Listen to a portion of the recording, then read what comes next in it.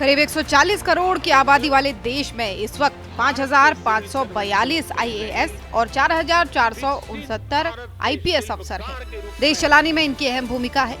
सरकारी नीतियां बनाने और उन्हें लागू करने से लेकर कानून व्यवस्था बनाए रखने तक की जिम्मेदारी आईएएस और आईपीएस के कंधों पर होती है। इसके सम्मान में 2006 से 21 अप्रैल को सिविल सर्विस डे मनाया जाता है। प्रधानमंत्री नरेंद्र मोदी ने 17वें सिविल सर्विस डे के कार्यक्रम में हिस्सा लिया और कहा कि आज हम जिन नीतियों पर काम कर रहे हैं, जो निर्णय ले रहे हैं, वो 1000 साल का भविष्य तय करने वाले हैं। विकसित भारत के हमारे लक्ष्य की प्राप्ति के लिए विकास रथ के हर चक्र को मिलकर चलना है।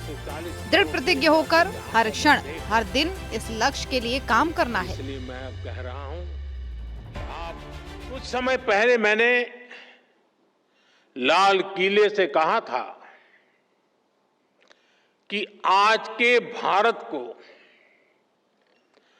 आने वाले 1000 साल की नींव को मजबूत करना है। एक हिसाब से देखें तो 1000 साल की सहस्त्राब्दी में पहले 25 साल बीत गए हैं। ये नई शताब्दी का 25वां साल है और नए मिलेनियम यानी नई सहस्त्राब्दी का भी 25वां साल है। हम आज जिन नीतियों पर काम कर रहे हैं, जो निर्णय ले रहे हैं, वो 1000 साल का भविष्य तय करने वाले हैं। इसी के साथ ही पीएम मोदी ने भारत की बढ़ती ताकत और आने वाली चुनौतियों का जिक्र करते हुए कहा कि पिछले 10-11 सालों की देश की जो सफलताएं रही हैं, उन्होंने विकसित भारत की नींव को मजबूत किया है। आज देश इस मजबूत नींव पर विकसित भारत की भव्य इमारत का निर्माण शुरू कर रहा है, लेकिन निर्माण की इस प्रक्रिया में हमारे सामने चुनौतियां कम नहीं हैं। 10-11 साल की देश की जो सफलताएं रही है, उन्होंने विकसित भारत की नींव को बहुत मजबूत किया है। आज देश इस मजबूत नींव पर विकसित भारत की भव्य इमारत का निर्माण शुरू कर रहा है, लेकिन निर्माण की इस प्रक्रिया में हमारे सामने चुनौतियां कम नहीं है।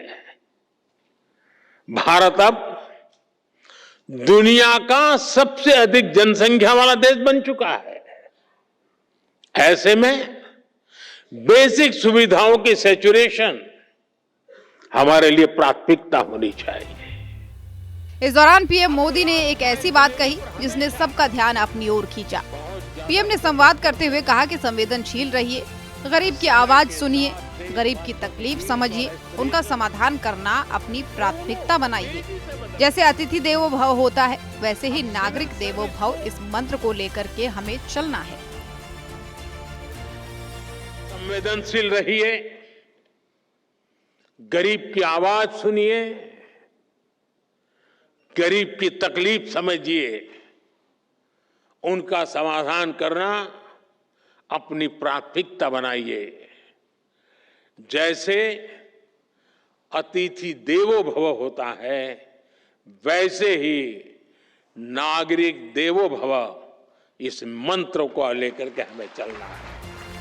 पीएम की इस बात को सुनने के बाद से हॉल में मौजूद तमाम ऑफिसर तालियां बजाते हुए नजर आए। वहीं पीएम ने 2047 तक भारत को एक आर्थिक शक्ति बनाने का जिक्र भी किया। ब्यूरो रिपोर्ट, सूर्य समाचार।